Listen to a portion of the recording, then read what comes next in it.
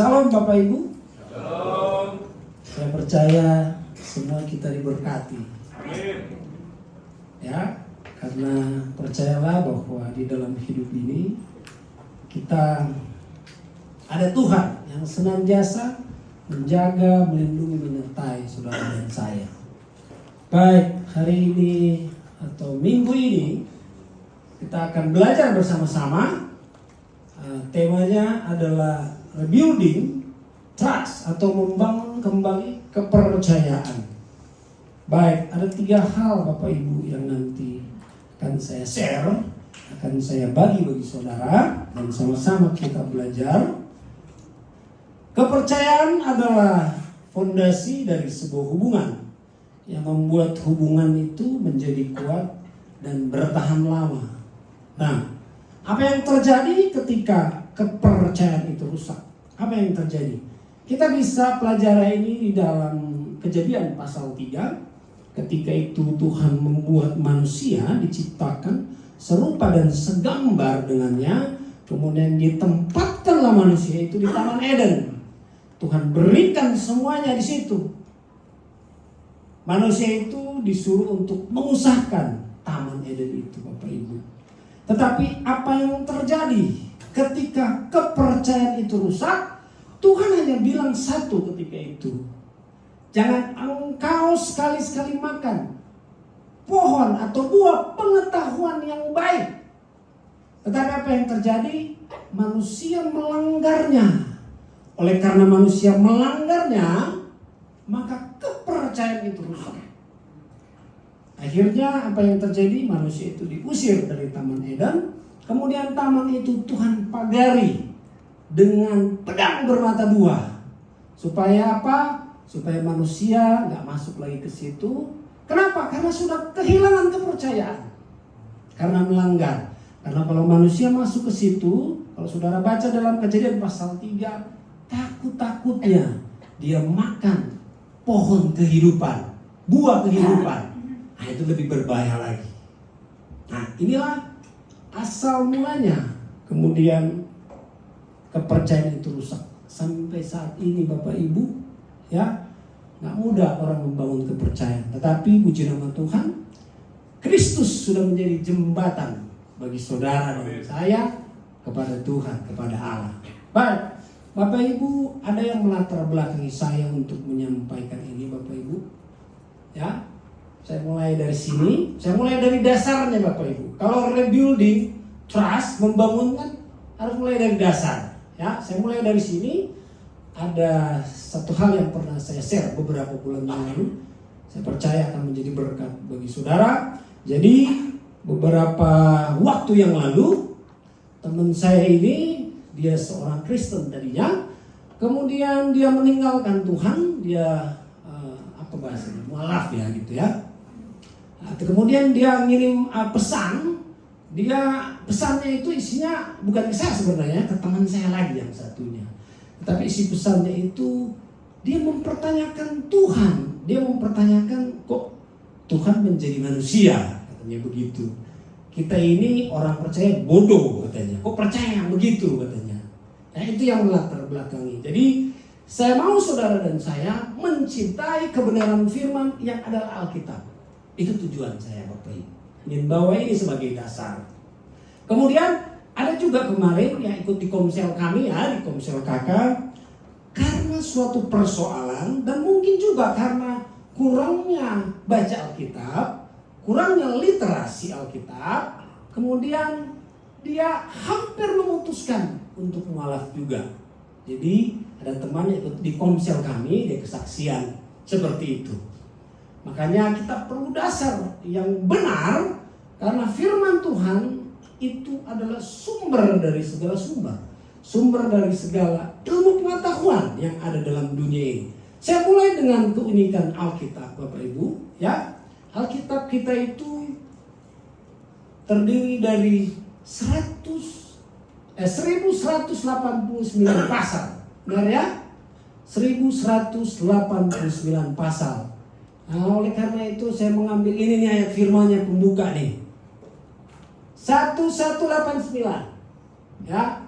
Nah, dari 1189 pasal ini kalau kita jadikan ayat firman, artinya kita harus buat dia menjadi pasal dan ayat. Benar ya? Nah, ini hanya bisa ditemukan di dalam Amsal pasal 118 ayat 9. Artinya begini, kalau Matius pasal 1 ayat 189 tidak ada. Kalau misalnya Joshua, misalnya Yesaya pasal 1 ayat 189 atau pasal 11 ayat 89 juga nggak ada. Hanya kita temukan di dalam Amsal 118 ayat 9. Hanya ditemukan di situ. Nah, ini keunikan Alkitab Bapak Ibu yang harus saudara sungguh-sungguh percayai bahwa memang Alkitab adalah kebenaran dan dia sumber dari segala sumber ilmu pengetahuan. Nah, uniknya begini Bapak Ibu. Saya sengaja bawa Alkitab saya nih. Biasanya saya cuma bawa ini ya. Ayat 117 adalah pasal terpendek di dalam Alkitab. Saya kasih lihat ya. Bapak Ibu bisa lihat. Hanya 2 ayat. Satu pasal hanya 2 ayat. 117. Nah, di tengahnya itu 118. Pasal yang terpanjang di dalam Alkitab. Nah, 119 yang terpanjang Bapak Ibu. Ada total 176 ayat kalau nggak salah. Ini saya buka Bapak Ibu ya. Nah, lihat tuh. Kalau 177 hanya 2 ayat. 118 ada bagian tengah. Nah, ini panjang banget ya. Kalau lihat nih, panjang sekali nih ayatnya nih. Ada 176 ayat. Nah, inilah keunikan daripada Alkitab. Luar biasa ya. 117 adalah terpendek, 119 adalah terpanjang. Dan ayat pasal yang menghimpit ini adalah 118. Dari jumlah pasal di dalam Alkitab, kalau kita jadiin firman Tuhan, perhatiin ini baik-baik. Ini luar biasa Bapak Ibu ya. Lebih baik berlindung kepada Tuhan daripada percaya kepada para bangsawan. Bapak Ibu, di dalam terjemahan King James Version, kata berlindung ini nih arti trust, percaya. Artinya kalau saya mau artikan begini, lebih baik percaya kepada Tuhan daripada percaya kepada manusia. Oleh sebab itu, saudara sungguh-sungguhlah percaya Alkitab ini, karena ini adalah kebenaran firman. Kita lanjut lagi Bapak Ibu. Nah, ini saya pernah sampaikan, saya ingin mengulanginya lagi supaya saudara betul-betul ditemukan dan sungguh-sungguh percaya akan Alkitab. Bapak Ibu, ini foto bumi tahun 1966, nggak sempurna Bapak Ibu. Tahun 1968 juga tidak sempurna. Tapi tahun 1972 kemudian dipotretlah bumi dari luar angkasa dan dilihatnya rupanya memang bumi itu bulat Bapak Ibu ya. Bumi itu bulat rupanya. Nah, ini 2014, 2017. Nah, ini ya, ini diambil dari Apollo 17. Tetapi Bapak Ibu, ini tahun berapa Bapak Ibu? Ini kalau nggak salah ya, tahun 1972 diambil fotonya ya. Tetapi Bapak Ibu tahu bahwa Alkitab sudah mencatatkan kapan ini 620 tahun sebelum Masehi. Dicatatkan di dalam apa? Coba multimedia tolong bantu. Nah, ini. Yesaya pasal 40 ayat yang ke-22. Dia yang bertakhta di atas bulatan bumi yang penduduknya seperti belalang. Jadi 620 tahun sebelum Masehi, Alkitab sudah mencatatkan bahwa bumi itu bulat. Tetapi bumi itu bulat secara bukti empiris baru tahun 1972. Betul-betul dilihat bahwa itu betul-betul bulat. Memang sudah banyak teori ya, banyak teori dari para ahli, daripada sains, ilmu sains, dan pada juga teori-teori yang dikembangkan oleh filsuf-filsuf Yunani kuno. Tetapi bukti empirisnya kan tidak ada. Hanya ini, ketika tahun 1972 dalam misi Apollo difotolah bahwa bumi itu memang ternyata bulat Bapak Ibu ya. Jadi inilah saudara harus sungguh-sungguh percaya dengan Alkitab saudara ya. Satu lagi Bapak Ibu. Oke. Udah tahu ini? Ada yang kenal ini? Ada yang kenal? Siapa namanya? Hah? Oke, masih salah. Ada lagi? Nah, oh Pak Guru itu. Pak Guru. Ya, ini adalah Yuri Gagarin, Bapak Ibu. Dia adalah orang pertama yang keluar angkasa. Dia mengorbit bumi selama 108 menit. Ya. Nah, ini kira-kira kalau di luar angkasa begini nih. Kejadian ini terjadi pada tanggal tepatnya 12 April tahun 1961. Tahun 61. Ya. Dia orang yang pertama betul-betul merasakan bahwa rupanya di luar angkasa itu ada ruang hampa. Ya, ruang hampa. Tapi Bapak Ibu tahu Alkitab mencatatkan kapan itu? Nah, ini.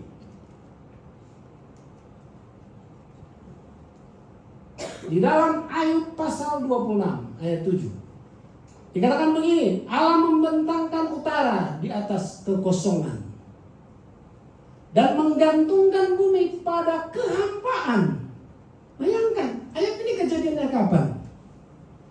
2000 tahun sebelum Masehi. 2000 tahun sebelum Masehi, Alkitab sudah mencatatkan kebenaran dan dibuktikan pada tahun 1961 oleh Yuri Gagarin. Dia orang pertama yang keluar angkasa. Jadi inilah dasar sebagai saudara dan saya untuk membangun kepercayaan, ya, terhadap firman Tuhan, terhadap Alkitab saudara dan saya. Nah, jadi bangun kepercayaan kita terhadap firman Tuhan, terhadap Alkitab. Mulai dari mana Bapak Ibu kalau kita membangun? Mulai dari senang baca Alkitab. Baca Alkitab harus jadikan kesenangan Bapak Ibu. Kita ini scroll TikTok berapa hari? Sehari berapa jam? Ya kan, jujurlah, saya juga begitu. Jujurlah. Saya juga begitu. Scroll Instagram, ya kan, berjam-jam loh. Ya kan? Tetapi paling tidak Bapak Ibu, sebagai orang percaya, sebagai saudara dan saya sebagai orang percaya, bacalah Alkitab. Paling tidak 1 ayat saudara baca tiap hari. Paling tidak. Karena ini dasar saudara dan saya. Ya, paling tidak bacalah Alkitab. Karena ini adalah kebenaran. Nah, tanda kita membangun kepercayaan terhadap firman Tuhan dengan mulai membaca Alkitab. Karena kenapa? Alkitab adalah surat cintanya Tuhan. Jadi kalau saudara dan saya mencintai Tuhan, kalau kita berkata, Tuhan aku mencintai Engkau, aku mengasihi Engkau, ya surat cintanya harus baca dong kalau gitu. Ya, benar ya? Nah, surat cintanya Tuhan. Firman Tuhan berkata, iman timbul oleh pendengaran akan firman. Bagaimana iman kita mau kuat, mau kokoh? Nah, kalau kita tidak pernah baca firman Tuhan. Jadi, jadikan firman Tuhan sebagai landasan. Dan sukailah baca firman Tuhan. Paling enggak 1 ayat aja. Ya, kalau bisa sih 1 pasal ya. 1 ayat aja. Saudara gunakan waktu. Kita scroll TikTok misalnya 30 menit. Ingat, baca Alkitab sebentar, semenit aja. Enggak apa-apa, semenit aja. Kan enggak ngaruh ya. Kan beda jauh dong. Setengah jam sama 1 menit kan jauh ya. Jauh. 1 menit saudara gunakan waktu untuk baca Alkitab. Karena Alkitab itu luar biasa. Sumber dari ilmu pengetahuan Bapak Ibu. Saya mempelajari sekarang tentang Alkitab itu tidak bertentangan dengan sains. Ada penjelasannya Bapak Ibu. Ya, nanti mungkin ada waktu mungkin ya. Karena kita waktu terbatas. Nah, oke, kita lanjut. Nah, membangun kembali kepercayaan terhadap Tuhan. Dengan apa? Dengan merendahkan diri bahwa kita perlu Tuhan. Jadi untuk membangun kepercayaan kepada Tuhan, kita harus datang merendahkan diri. Memang kita perlu Tuhan di dalam hidup ini. Ya, berserah diri kepada Tuhan. Berserah diri artinya saudara mempercayakan kehidupan saudara dan saya kepada Tuhan. Itu orang berserah diri. Kita percayakan kehidupan kita kepada Tuhan. Artinya kita mengandalkan Tuhan. Bukan dengan kekuatan kita, tetapi kekuatan Tuhan. Bapak Ibu, jangan, kita ini manusia terbatas. Jangan kita sombong. Sekali-sekali jangan kita sombong. Bapak Ibu tahu yang terjadi ya, viral kan ya, saya pasti baca berita. Apa yang terjadi di Los Angeles sekarang? Negara yang begitu kuat, negara itu kuat loh. Tapi menangani kebakaran, kelabakan Bapak Ibu. Negara itu kuat.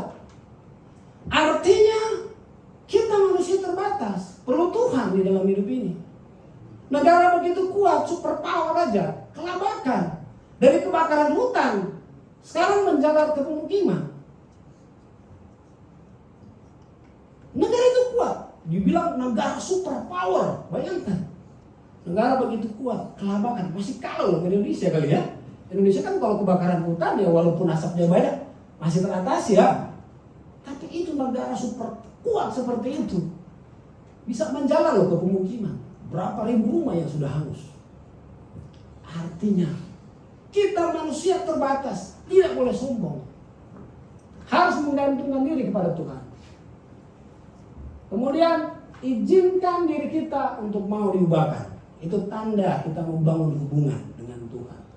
Ya, kita harus mau diubahkan. Kita dengan firman Tuhan, mungkin firman Tuhan itu ada keras bagi kita. Tapi kita harus mau Bapak Ibu. Mau bertobat. Di dalam Lukas 19 ayat 7 dikatakan, bukan orang yang terima Yesus, bukan orang yang beriman kepada Kristus, kemudian surga bersukacita, bukan. Tapi ketika ada satu orang yang bertobat, sudah baca Lukas 15 ayat 7. Tetapi ketika ada satu orang percaya, dia bertobat. Kita kan harus bertobat di dalam hidup kita. Setiap hari kita harus melakukan pertobatan. Kalau ada kesalahan yang kita buat, Petrus dan Yudas ini sama-sama ya murid Kristus. Tetapi ketika mereka jatuh dalam kesalahan, Petrus bertobat. Oleh karena itu Petrus orang yang luar biasa. Dia membangun pertama gereja mula-mula. Yudas dia menyesal, tetapi dia bunuh diri. Dia hanya menyesal. Kalau Petrus bertobat. Jadi bukan penyesalan Bapak Ibu kalau kita melakukan kesalahan. Saya menyesal karena saya udah buat salah. Bertobat Bapak Ibu. Kalau kita melakukan salah, bertobat bukan menyesal. Yudas menyesal, dia bunuh diri. Petrus bertobat, dia yang membangun gereja mula-mula. Mengasihi sesama.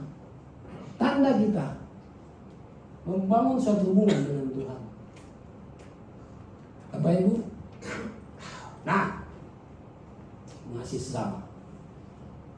Di dalam Yohanes pasal 4 ayat 20 dikatakan begini, jika seorang berkata aku mengasihi Allah dan ia membenci saudaranya, maka ia adalah pendusta.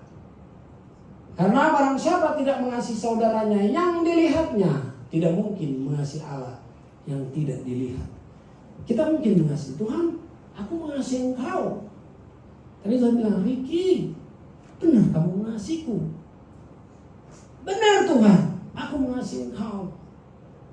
Tetapi saya menyimpan kebencian terhadap saudara saya. Saya tidak suka dengan saudara saya. Atau saya tidak suka dengan salah satu dari Bapak Ibu. Tapi kita berkata, Tuhan aku mengasihi engkau. Tiap minggu datang ke gereja. Rajin beribadah. Tapi Tuhan bilang, itu saudaramu loh yang depan mata loh. Aku ini tidak kelihatan.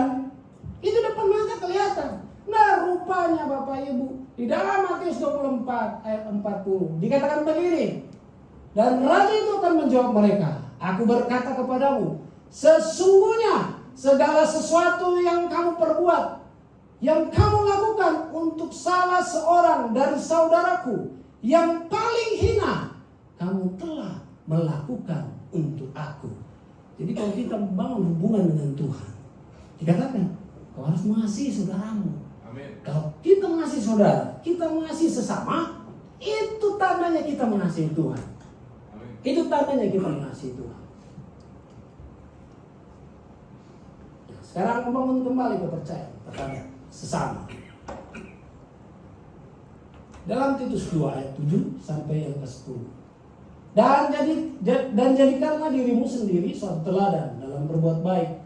Hendaklah engkau jujur dan bersungguh-sungguh dalam pengajaranmu, sehat dan tidak bercela dalam pemberitaanmu, sehingga lawan menjadi malu, karena tidak ada hal-hal buruk yang dapat mereka sebarkan tentang kita. Hamba-hamba hendaklah taat kepada tuannya dalam segala hal dan berkenan kepada mereka. Jangan membantah, jangan curang, tetapi hendaklah selalu tulus dan setia, supaya dengan demikian mereka dalam segala hal memuliakan ajaran Allah, Juru Selamat kita. Amin.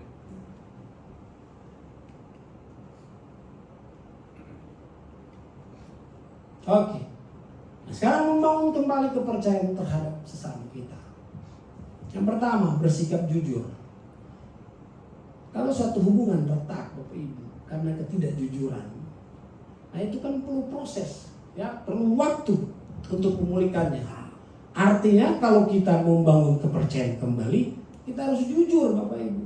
Kerja harus jujur. Amin. Berusaha harus jujur. Hati-hati bicara kita, harus jujur. Saya berbohong sedikit lah, itu demi kebaikan. Nggak ada, Bapak Ibu. Harus jujur. Orang harus dapat dipercaya. Amin. Modal kita harus kejujuran di dalam bekerja, di dalam berusaha, harus jujur, Bapak Ibu. Kalau kita nggak jujur, Bapak Ibu, nggak bisa kita dipercaya orang.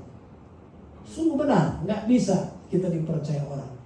Harus bertanggung jawab. Bertanggung jawab dengan apa yang kita perbuat. Dan harus menunjukkan perubahan.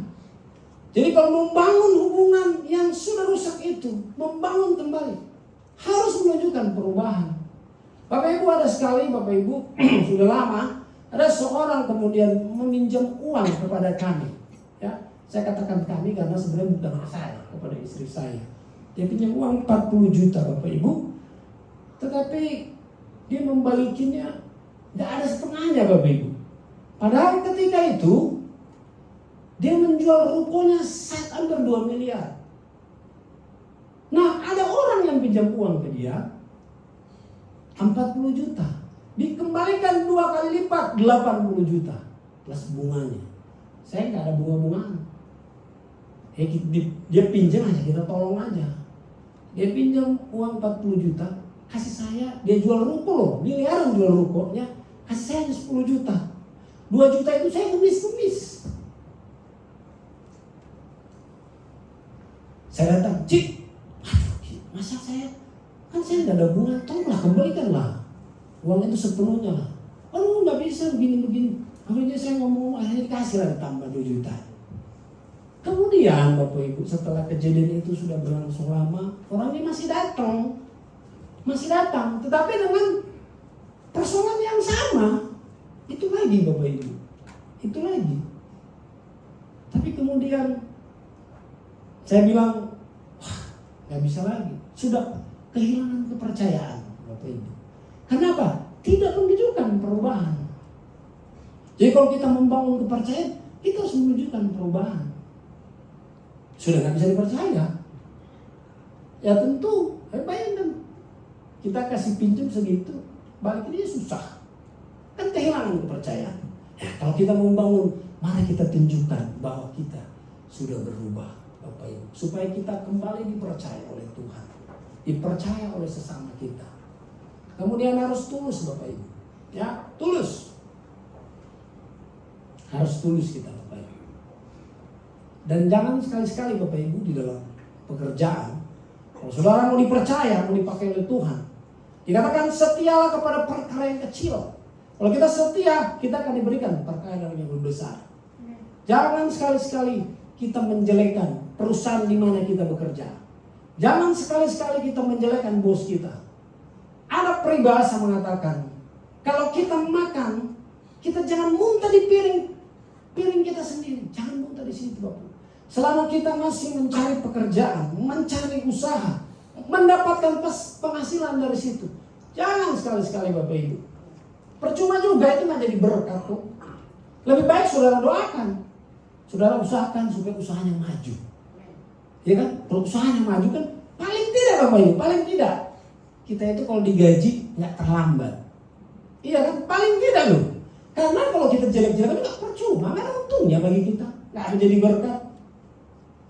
Tapi kalau kita doakan, Pak, tapi saya udah hidup baik, udah gini, saya udah melakukan segala yang terbaik bagi perusahaan, tapi bos tuh nggak melihat itu. Tetap Bapak Ibu harus saudara doakan. Tetap saudara doakan. Karena saya bilang tadi, paling tidak kalau usahanya maju, paling tidak saudara digaji nggak terlambat. Sudah tahu itu Hotel Surya Indah yang dulu kita beribadah ya. Sekarang kita beribadah di tempat yang bagus, yang luar biasa ya. Saja ketika Kaleidoskop waktu Natal sangat terharu. Sangat sambil menangis saya. Kita dikasih tempat sekarang yang luar biasa. Dan tentunya banyak orang-orang yang dipakai Tuhan di tempat ini. Yang hatinya dipakai Tuhan untuk supaya terjadilah pembangunan ini. Kalau tempat kita dulu yang Hotel Surya Indah itu Bapak Ibu tahu sekarang kenapa dia begitu? Karena dia tidak menggaji karyawannya. Usahanya mungkin sepi dan sekarang jadi kasus, jadi persoalan karena mereka tidak menggaji karyawannya. Jadi jangan sekali-sekali Bapak Ibu kita jelek-jelekan perusahaan di mana kita masih ada di situ. Bagi saya kalau saya sudah nggak cocok resign, selesai, beres. Begitu aja. Bagi saya kalau kita tidak cocok resign, udah beres. Jangan saudara jelek-jelek, jangan Bapak Ibu. Itu nggak menjadi berkat bagi saudara dan saya. Dan lakukan dengan tulus Bapak Ibu. Ya, dalam hidup ini ketulusan itu penting Bapak Ibu. Percayalah, selama saudara dan saya bekerja, berusaha, melayani dengan tulus, mungkin manusia tidak melihat. Tapi dia melihat saudara dan saya. Dia Tuhan melihat saudara dan saya. Mungkin bosmu nggak melihat. Mungkin orang lain nggak melihat. Tetapi Tuhan dia melihat saudara dan saya. Dan nggak mungkin saudara dibiarkannya. Percayalah, tidak mungkin. Saya belajar untuk hidup tulus Bapak Ibu. Di dalam melayani saya belajar untuk hidup tulus. Belajar, saya juga sama seperti saudara. Belajar, nggak ada yang sempurna kita. Semua kita belajar. Tetapi selama saudara tulus, maka dia Tuhan yang setia dengan janjinya. Dia yang akan melihat itu Bapak Ibu. Ya, jadi percayalah bahwa kalau saudara tulus di dalam hidup ini, maka dia Tuhan setia dengan saudara dan saya. Nah, terakhir. Orang yang dapat dipercaya akan dihargai dan dihormati, serta akan membawa kepada relasi yang baik dan membawa kepada kesempatan baru. Bapak Ibu, saya ketika mulai mulai sungguh-sungguh di dalam Tuhan, Bapak Ibu ya, saya selalu memegang bahwa saya harus hidup jujur, karena dengan hidup jujur saya paling enggak orang akan percaya Bapak Ibu. Dan jujur Bapak Ibu, ada banyak orang yang memanggil saya untuk bekerja sama Bapak Ibu. Saya juga nggak tahu apa yang mereka lihat dari saya. Tetapi itu yang saya pegang, bahwa kita harus bekerja dengan jujur supaya kita apa? Mendapat banyak relasi Bapak Ibu. Ya, banyak dapat relasi dan menemukan kesempatan-kesempatan yang lain Bapak Ibu. Selama saudara hidup jujur tulus, percayalah Bapak Ibu, dia Tuhan yang setia, yang akan melihat ketulusan saudara dan saya. God bless you. Biarlah firman Tuhan ini menjadi berkat bagi kita semua. Kita berdoa.